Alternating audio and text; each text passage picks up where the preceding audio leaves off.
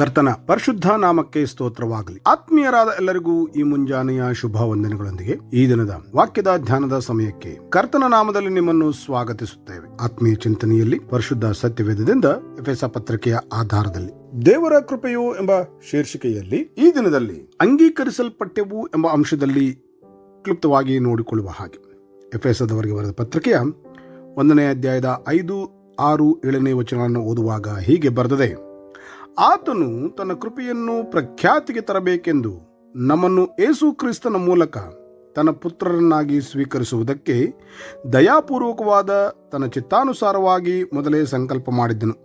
ಈ ಕೃಪಾದಾನವು ಆತನ ಪ್ರಿಯನಲ್ಲಿಯೇ ನಮಗೆ ದೊರೆಯಿತು.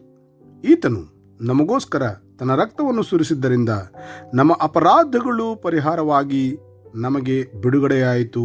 ಇದು ದೇವರ ಕೃಪಾತಿಶಯವೇ ಎಂಬುದಾಗಿ. ಇಲ್ಲಿ 6ನೇ ವಚನವನ್ನು ತಿರುಗಿ ಓದಿಕೊಳ್ಳುವುದಾದರೆ ತರ್ಜುಮೆಗಳ ನಡುವೆ ಗಮನಿಸುವ ಆಗ ಹೀಗೆ ಬರೆಯಲ್ಪಟ್ಟಿದೆ: ತನ್ನ ಕೃಪಾಮಹಿಮೆಯ ಸ್ತುತಿಗಾಗಿ ಆತನು ನಮ್ಮನ್ನು ಆ ಪ್ರಿಯನಲ್ಲಿ ಅಂಗೀಕರಿಸಿದ್ದಾನೆ ಎಂಬುದಾಗಿ ಬರೆಯಲ್ಪಟ್ಟಿದೆ. ಹೀಗೆ ಓದುತ್ತಿರುವಲ್ಲಿ ಪೌಲನು ಒಂದು ಕಡೆ ನಿಂತ ಹಾಗೆ ಕಾಣಬರುತ್ತಾ ಇದೆಯಷ್ಟೆ. ಯಾಕೆಂದರೆ ಈ ಮಾತುಗಳು ಆಶ್ಚರ್ಯವನ್ನ ಉಂಟು ಮಾಡುತ್ತಾ ಇವೆಯಲ್ಲ.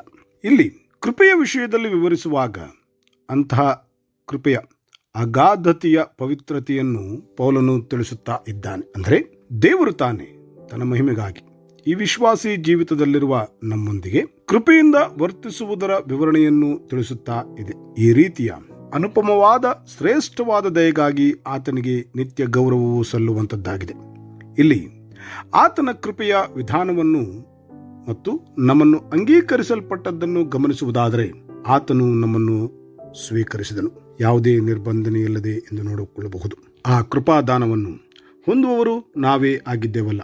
ಪೌಲನು ಉತ್ತೇಜನಪಡಿಸುವಂತೆ ಆತನ ಕೃಪೆಯಲ್ಲಿಯೇ ಅಂಗೀಕರಿಸಲ್ಪಟ್ಟದ್ದಕ್ಕಾಗಿ ಆತನನ್ನು ಸ್ತುತಿಸುವರಾಗೋಣ. ಹೌದು, ಈ ವಿಶ್ವಾಸ ಜೀವಿತದಲ್ಲಿ ಗಮನಿಸುವ ಹಾಗೆ ಯೇಸು ಕ್ರಿಸ್ತನಲ್ಲಿಯೇ ದೇವರ ಕೃಪೆಯಲ್ಲಿ ಅಂಗೀಕರಿಸಲ್ಪಟ್ಟವರಾಗಿದ್ದೇವೆ. ಆತನು ನಮ್ಮನ್ನು ಅಂಗೀಕರಿಸಿದ್ದಾನೆ. ಇಲ್ಲಿ ಪೌಲನ ಮಾತಿನ ತಾತ್ಪರ್ಯವು ಸಾಮಾನ್ಯ ಜೀವಿತದಲ್ಲಿ ಗಮನಿಸುವ ಪ್ರಕಾರವಾಗಿ ವಿಶ್ವಾಸ ಜೀವಿತದಲ್ಲಿ ನಮ್ಮಿಂದ ನಾವೇ ದೇವರಿಗೆ ಅಂಗೀಕೃತವಾಗುವಂತೆ ಮಾಡಲಿಕ್ಕೆ ಅಸಾಧ್ಯವಷ್ಟೆ.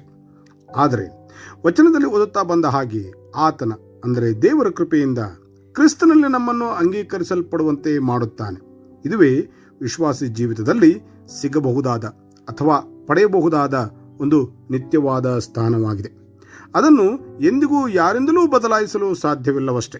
ಹೇಗೆಂದರೆ ಆತನು ತನ್ನ ಕೃಪಾ ಮಹಿಮೆಯ ಸ್ತುತಿಗಾಗಿ ನಮ್ಮನ್ನು ಆ ಪ್ರಿಯನಲ್ಲಿ ಅಂದರೆ ಯೇಸು ಕ್ರಿಸ್ತನಲ್ಲಿಯೇ ಅಂಗೀಕರಿಸಿದ್ದಾನೆ. ಅದನ್ನು ನಂಬುವವರು ಅಂಗೀಕರಿಸಲ್ಪಟ್ಟಿದ್ದಾರೆ. ಅದು ದೇವರ ಕೃಪೆಯಿಂದಲೇ. ಈ ಅಂಗೀಕರಿಸಲ್ಪಡುವ ವಿಷಯದಲ್ಲಿ ಒಂದು ಉದಾಹರಣೆ ನೋಡಿಕೊಳ್ಳುವ ಹಾಗೆ ಒಂದು ಕಡೆ ಪೌಲನು ಸಹ ಹೀಗೆ ಈ ವಿಷಯವನ್ನು ಆಧರಿಸಿ ಓಡಿ ಹೋಗಿದ್ದ ತನ್ನ ದಾಸನಾದ ಒನೇಸಿಮನನ್ನು ಅಂಗೀಕರಿಸುವಂತೆ ಉತ್ತೇಜಿಸಿ ಫಿಲೋಮೆನನಿಗೆ ಬರೆಯುತ್ತಿದ್ದುದನ್ನು ಫಿಲೋಮೋನನ ಪತ್ರಿಕೆಯನ್ನು ಓದುವ ಹಾಗೆ ಗಮನಿಸಬಹುದು. ಪ್ರತ್ಯೇಕವಾಗಿ 17 ಮತ್ತು 18ನೇ ವಚನಗಳನ್ನು ಓದುವಾಗ ಅಂಗೀಕರಿಸಲ್ಪಡುವ ಎಂಬ ಅಂಶವು ಸ್ಪಷ್ಟೀಕರಿಸುತ್ತಾ ಇರುವುದನ್ನು ಗಮನಕ್ಕೆ ತೆಗೆದುಕೊಳ್ಳಬಹುದು. ಅಂದರೆ ಕೃಪೆಯು ಅಂಗೀಕರಿಸಲ್ಪಡಲು ಸಹಾಯ ಮಾಡುವಂತದ್ದಾಗಿದೆ ಎಂಬುದಾಗಿ ಗಮನಿಸಬಹುದಾಗಿದೆ. ಓದಿದಂತಹ ವಚನ ಭಾಗಗಳನ್ನು ಗಮನಿಸುವ ಪ್ರಕಾರವಾಗಿ ಆತನ ಕೃಪೆಯಲ್ಲಿಯೇ ಅಂದರೆ ದೇವರ ಕೃಪೆಯಲ್ಲಿಯೇ ಈ ವಿಶ್ವಾಸ ಜೀವಿತದಲ್ಲಿ ಅಂಗೀಕರಿಸಲ್ಪಟ್ಟವರಾಗಿದ್ದೇವಲ್ಲ. ಧನ್ಯರೇ ಸರಿ. ಪ್ರಾರ್ಥನೆ ಮಾಡಿಕೊಳ್ಳುವರಾಗೋಣವೇ. ನಂಬಿ ಪ್ರಾರ್ಥಿಸುವ ಎಲ್ಲರನ್ನೂ ಒಳ್ಳೆಯವನಾಗಿರುವ ಕರ್ತನು ತಾನೇ ಆಶೀರ್ವದಿಸಿ ಕಾಪಾಡಿ ನಡೆಸಲಿ. ಆಮೇನ್. ಈ ಕಾರ್ಯಕ್ರಮದ ಬಗ್ಗೆ ನಿಮ್ಮ ಅಭಿಪ್ರಾಯ, ಸಲಹೆಗಳು ಹಾಗೂ ಯಾವುದೇ ಪ್ರಾರ್ಥನಾ ಮನವಿಗಳಿದ್ದಲ್ಲಿ ನಮ್ಮ ದೂರವಾಣಿ ಸಂಖ್ಯೆಗೆ ನೀವು ಕರೆ ಮಾಡಬಹುದು. ನಮ್ಮ ದೂರವಾಣಿ ಸಂಖ್ಯೆ 9920-260-6453. ನಿಮ್ಮ ಅಭಿಪ್ರಾಯಗಳನ್ನು ಇಮೇಲ್ ಮೂಲಕವೂ ನಮಗೆ ತಿಳಿಸಬಹುದು. ನಮ್ಮ ಇಮೇಲ್ ID info@fibaonline.org. ವಂದನೆಗಳು.